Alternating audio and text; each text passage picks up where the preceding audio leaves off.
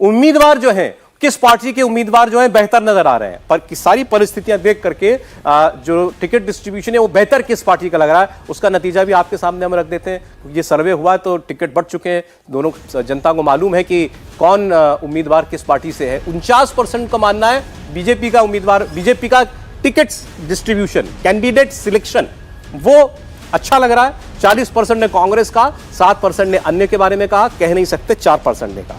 यह आपके सामने है। मैं अगला सवाल जो है वो भी आप सामने रख देता हूं, क्योंकि ये कांग्रेस पार्टी का प्रमुख मुद्दा है कि हम जाति जनगणना कराएंगे। ओबीसी कितने हैं प्रदेश के अंदर, ये पता होना चाहिए हमको, तो सरकार बनेगी तो हम उसकी गिनती कराएंगे। ये मुद्दा वाकई एक जनता के दिल का मुद्दा है या चुनावी मुद्दा उनको लगता है, ये जनता से सवाल हुआ। तो इस पर आप देखिए, ये मुद्दा सही है, होना चाहिए 42%।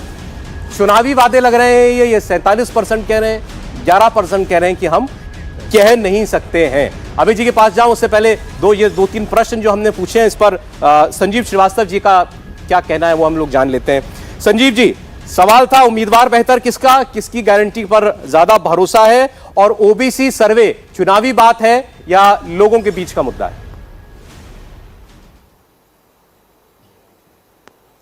देखिए, एक बात तो हम काफी क्लियरली देख रहे हैं इस सर्वे में, चाहे वो मोदी वर्सेस राहुल गांधी की बात थी कि किसकी गारंटीज पे भरोसा है, चाहे चुनावी मुद्दे, चाहे कैंडिडेट सिलेक्शन, कि आप पिछले कुछ समय से देखिए कि चाहे बीजेपी की इन सर्वेज में बढ़त बनी हुई, लेकिन वो गैप बहुत कम होता जा रहा है अपेक्षाकृत। जो पिछले 2-3 साल का एक ट्रेंड था कि वो गैप बहुत वाइड होता था, मेरे ख्याल से अगर मैंने सही सुना तो आपने मोदी जी पे विश्वास करने वाले और राहुल गांधी जी पे विश्वास करने वाले गारंटीज का 47 और 41% रिस्पेक्टिवली आंकड़ा दिया था।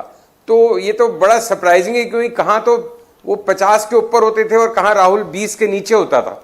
तो एक चीज तो डेफिनेट है कि राहुल गांधी उनके समर्थकों की नजर में शायद बहुत अच्छा कर रहे हो, लेकिन इंडिपेंडेंट ऑब्जर्वर्स की नजर में भी काफी जबरदस्त कैचअप हो रहा है। तो वो पप्पू और मतलब उसको कोई संजीदगी से नहीं ले, वो सब बातें तो हवा हो गई हैं एक लेवल पे। तो ऐसा कम से कम मुझे लगता है भारत जोड़ो यात्रा के बाद से। हालांकि कभी कभी अभी भी ऐसा होता है कि राहुल गांधी जब बोलते हैं तो वो अपने he can put his foot in his mouth, मतलब कुछ अजीबोगरीब बात कर देते हैं, लेकिन उसकी फ्रीक्वेंसी पहले के मुकाबले लगभग शून्य हो गई है। तो एक परिपक्व और एक पॉलिटिशियन की तरह नजर आता है। तो वो जो बात है कि मोदी जी के सामने कोई नहीं है, ये बात हो सकती है कि मोदी जी अभी भी सबसे बड़े नंबर 1 नेता है, लेकिन पहले जैसे अमिताभ बच्चन 80 के दशक में 1 से 10 तक होते थे और फिर 11 पे कोई और, वो स्थिति कमोबेश अब सर्वेज में नजर नहीं आ रही है। इसको संजीव जी देखने के दोनों नजरिए हो सकते हैं, ज्यादा लगता है इसको कहने का। इसमें आप इस सर्वे को कैसे देखते हैं? देखिए, हमने तो 2 ओपिनियन पोल की बात कर सकता हूं जो हमने रखा है, लेकिन आप अगर उससे पहले की बात करेंगे, आज से 3-4 महीने पहले की अगर आप बात करेंगे, तो ज्यादातर लोग मानते ये थी कांग्रेस बहुत मजबूत पोजीशन में। भारतीय 18 में भी यही हुआ। देखिए, मैं कांग्रेस दिखाई दी। मैं कोई फैक्ट नहीं कहने जा रहा हूं। देखिए, मैं संजीव जी जैसे लोग जब कुछ बोलते हैं तो उसमें बहुत कुछ छिपा होता है। संजीव जी ने ये कतई नहीं कहा कि राजेश खन्ना जैसे सुपरस्टार, संजीव जी ने नाम लिया अमिताभ बच्चन जैसे नरेंद्र मोदी, और ये दिखाता है जो कहते हैं ना कि लंबे समय तक जो जिसके सामने कोई टिकता नहीं, और ये सच है। नरेंद्र मोदी का जो ऑरा है वो सिर्फ एक टाइम फ्रेम के लिए नहीं रहा है, वो लंबे समय तक चल रहा है। और मुझे लगता है यही वजह है कि भले आप कहें कि क्या है, और यहां राहुल गांधी और बच्चन राजेश खन्ना भी पढ़ लिया हमने, क्या नहीं, ये राहुल गांधी नरेंद्र मोदी नहीं है, ये दोनों पार्टियों पर उस राज्य में भरोसा है। एक चीज और बड़ी इंटरेस्टिंग उन्होंने बड़ी इंटरेस्टिंग कही कि राहुल गांधी पहले से कुछ परिपक्व दिखते हैं।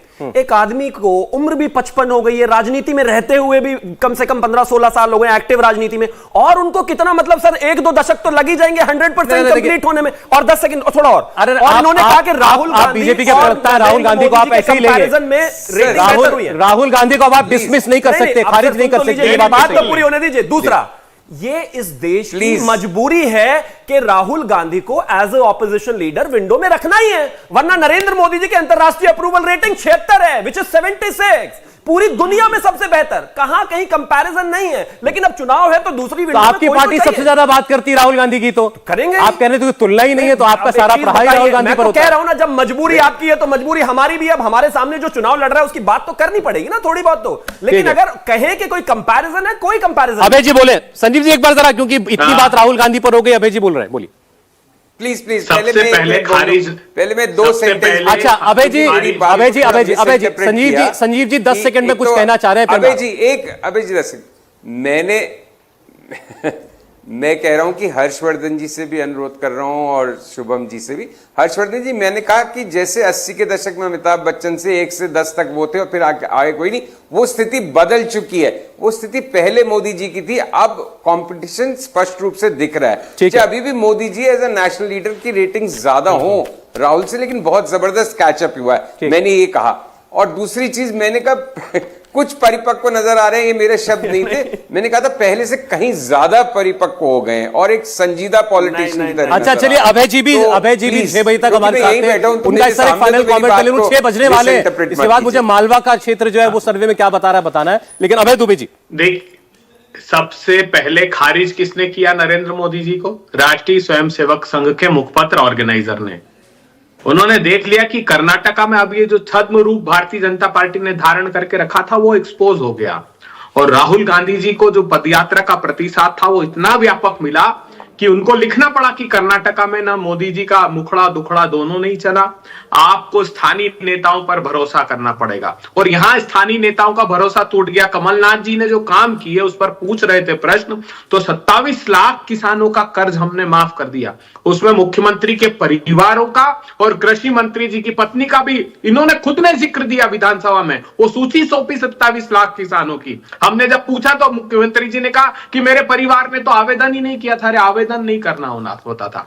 87% डोमेस्टिक कंज्यूमर इलेक्ट्रिसिटी के जिनका बिजली का बिल 100 रुपए के अंदर कमलनाथ जी ने कर दिया था। इस बार हमने वादा किया है कि 100 यूनिट माफ और 200 यूनिट हाफ। तो इस बार फिर 90% उपभोक्ता इस दायरे के अंदर आ जाएंगे।